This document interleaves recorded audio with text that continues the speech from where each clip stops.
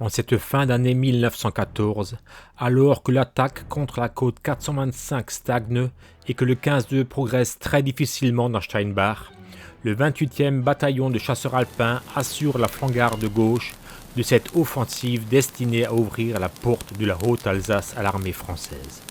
Un poste avancé français est installé au sommet de la montagne pour éviter toute attaque surprise de cette flanc-garde par l'ennemi. Des éléments de la 3e compagnie investissent le rocher du Hirschenstein, tout proche de la plaine. L'artillerie de montagne des Alpins s'installe elle aussi sur les hauteurs voisines du Molkenrain.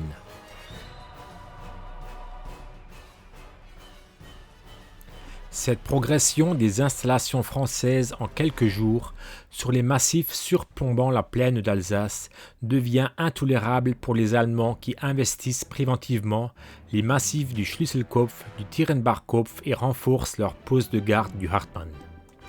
Il est impératif pour eux d'en dégager la présence française pour éviter qu'ils n'y hissent des canons et bénéficient d'un observatoire exceptionnel vers la plaine. Après une première attaque allemande mal coordonnée le 4 janvier et un dégagement du sommet par les hommes du sous-lieutenant Canavi, on se résout à une seconde offensive le 9 janvier après une préparation d'artillerie. Un poste de secours principal est situé à Wunheim. Ce jour-là, les 897 hommes du Lyre 123 installés au pied de la montagne participent à l'offensive. La préparation d'artillerie est peu efficace dans ce secteur fortement boisé. Les obus explosifs percutent les sapins avant d'atteindre leur objectif, et les obus à shrapnel sont peu efficaces contre les alpins abrités. Puis, l'arrivée du brouillard empêche les tirs d'efficacité. Lorsque l'infanterie s'élance, les chasseurs français sont embusqués dans les fourrés et au sommet des arbres. Ils ajustent leurs tirs et abattent tous leurs adversaires qui s'approchent de leur ligne. La seconde attaque allemande s'effondre et laisse des dizaines de morts dans la neige.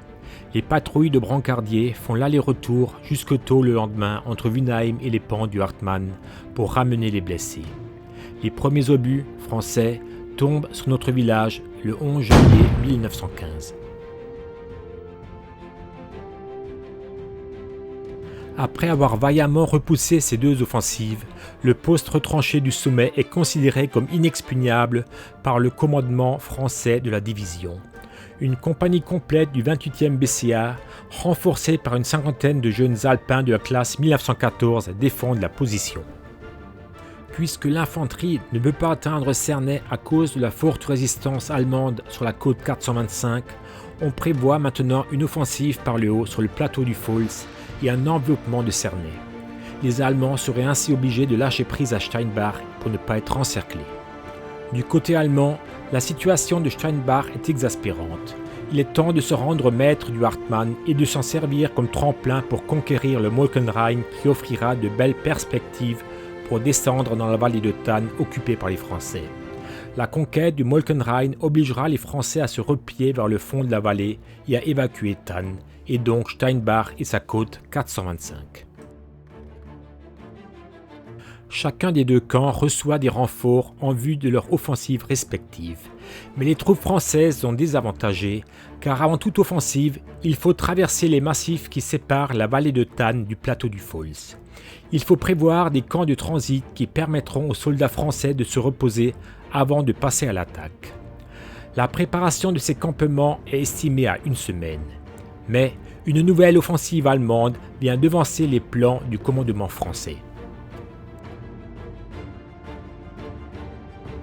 Le nouveau plan allemand prévoit la prise du Hirschenstein, puis la conquête du sommet du Hartmann et du col du Silberloch par les troupes d'Active.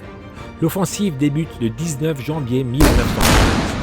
Alors que le Hirschenstein est soumis à des tirs très précis d'artillerie et de Minenwerfer, deux longues colonnes allemandes partent de la plaine, l'une sur le versant sud du Hartmann, l'autre sur le versant nord, pour se rejoindre au-dessus du col de Silberloch. Cette manœuvre a pour but d'isoler le fortin des chasseurs alpins au sommet de la montagne et d'empêcher toute arrivée de renforts français. Alors que la tenaille se referme sur le fortin, d'autres troupes s'élancent à la conquête du Hirschenstein qu'ils parviennent à conquérir sans grande difficulté. Si l'artillerie a pu être très efficace sur ce rocher très visible depuis la plaine, il n'en est pas de même au sommet de la montagne. Ici, les canons ne peuvent être utilisés pour atteindre le retranchement français, dont on ignore la situation exacte dans la forêt très dense. Lorsque l'attaque débute, le même scénario que le 9 janvier se reproduit.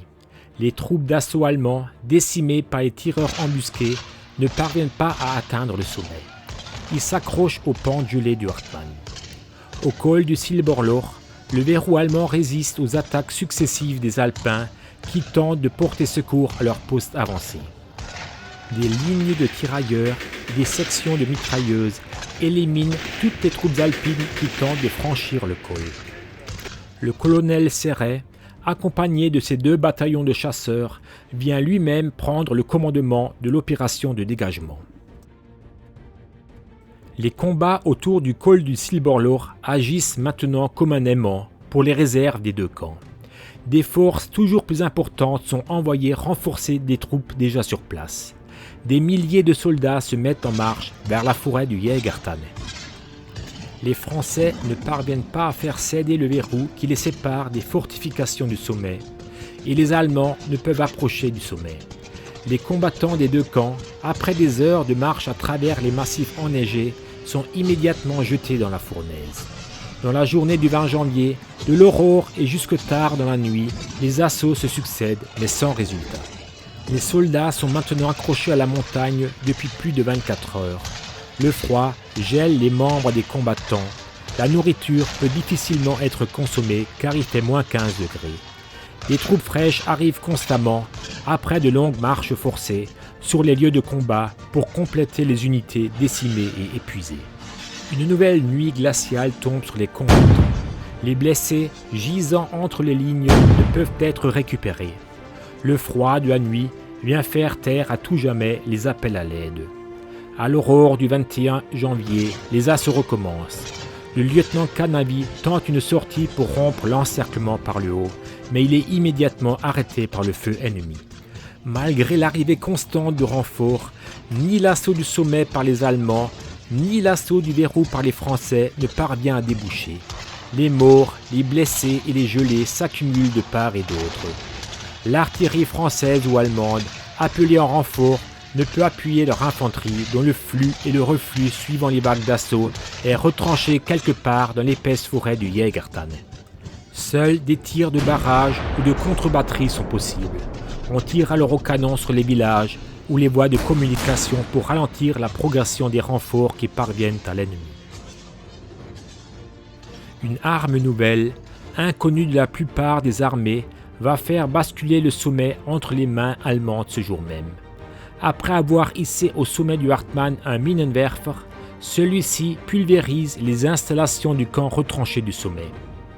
Privés de ressources, les Alpins survivants de la première compagnie du 28e BCA sont dans l'obligation de se rendre après le bombardement. L'ensemble du massif est maintenant sous le contrôle de l'armée allemande. Le poste du sommet étant anéanti, le commandement français décide de surseoir aux attaques. Au col du Silberloch, le terrain en avant du verrou allemand est jonché de morts. Les bataillons de chasseurs alpins ont perdu en quelques jours 800 soldats, sans compter les 127 disparus, contre une centaine du côté allemand. Avant de reprendre leur offensive vers Cernay, le commandement français doit au préalable envisager de nouvelles méthodes pour rompre la ligne de front allemande qui a résisté à toutes les attaques massives. Du côté allemand, le projet qui consistait à se servir du Hartmann comme tremplin vers le Molkenrain ne pourrait aboutir. La concentration des forces françaises était maintenant trop importante et le col du Silberloch trop bien défendu. Les grandes actions offensives dans le secteur, même celles initialement prévues sur le Sudel pour prendre possession du Grand Ballon, ne seraient donc plus envisagées.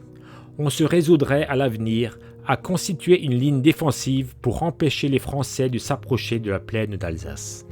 Alors que le commandement français élabore un nouveau plan pour prendre possession du Hartmann et rouvrir la porte de l'Alsace, l'armée allemande commence à fortifier le massif.